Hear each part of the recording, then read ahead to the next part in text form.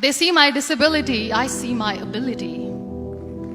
They call me disabled, I call myself differently abled. There are some incidents that happen in your life.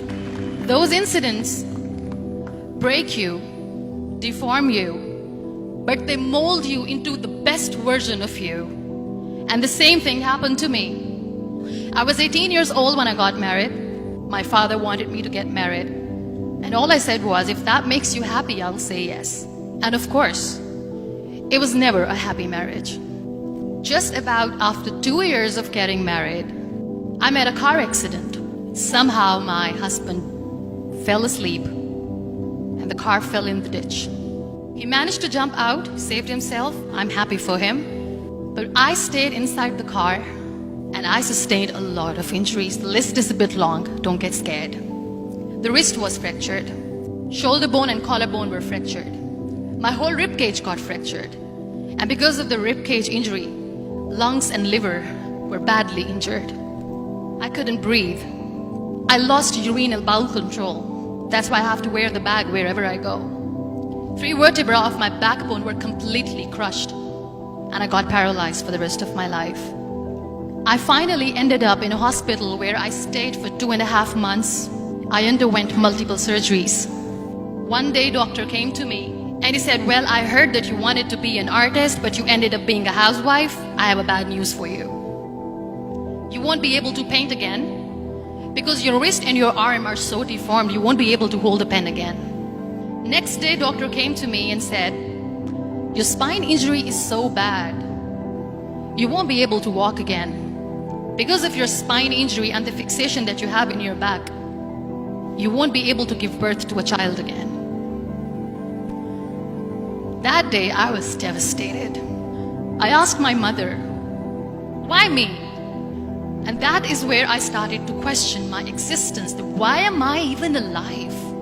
And that is where I realized that the words have the power to heal the soul. My mother said to me, this too shall pass. God has a greater plan for you. I don't know what it is, but He surely has. And in all that distress and grief, somehow or the other, those words were so magical that they kept me going. One day I asked my brothers, I know I have a deformed hand, but I'm tired of looking at these white walls in the hospital and wearing these white scrubs. I'm getting tired of this. I want to add more colors to my life. I want to do something. Bring me some colors, bring me some small canvas. I want to paint. So the very first painting I made was on my deathbed, where I painted for the very first time. It was not just an art piece or just my passion. It was my therapy. And then I was discharged and I went back home. And I went back home and I realized that I have developed a lot of pressure ulcers on my back and on my hip bone. I was unable to sit. There were a lot of infections in my body, a lot of allergies. So doctors wanted me to lie down on the bed straight for not 6 months, for not 1 year, for 2 years. I was bedridden, confined in that one room, looking outside the window, listening to the birds chirping and thinking maybe there will be a time when we'll be going out with the family and enjoying the nature. That was the time where I realized how lucky people are. That is the time where I realized that the day I'm going to sit, I'm going to share this pain with everyone to make them realize how blessed they are, and they don't even consider them lucky. That day I decided that I'm going to fight my fears. We all have fears. Fear of unknown, fear of losing people, fear of losing health, money. We want to excel in career, we want to become famous, we want to get money. We are scared all the time. So I wrote down one by one all those fears. And I decided that I'm going to overcome these fears one at a time. You know what was my biggest fear? Divorce. I was trying to cling on to this person who didn't want me anymore, but I said no. I have to make it work. But the day I decided that this is nothing but my fear, I liberated myself by setting him free. And I made myself emotionally so strong that the day I got the news that he's getting married, I sent him a text that I'm so happy for you and I wish you all the best. And he knows that I pray for him today. Number 2 was, I won't be able to be a mother again. And that was quite devastating for me. But then I realized there are so many children in the world, all they want is acceptance. So there is no point of crying, just go and adopt one. And that's what I did. People think that they will not be accepted by the people because we, in the world of perfect people, are imperfects.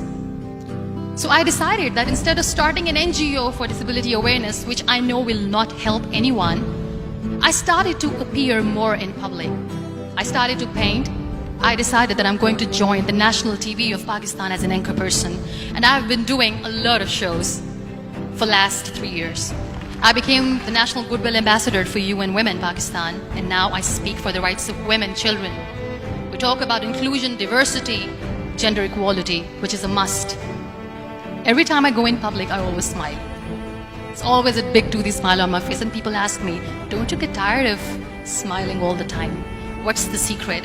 I always say one thing, that I have stopped worrying about the things that I have lost, the people that I have lost. Things and people who were meant to be with me are with me. And sometimes, somebody's absence makes you a better person. Cherish their absence. It's always a blessing in disguise. Live your life fully.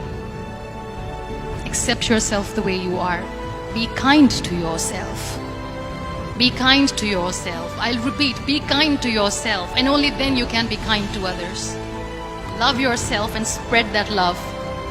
Life will be hard. There will be turmoils, there will be trials, but that will only make you stronger. So when you accept yourself the way you are, the world recognizes you. It all starts from within.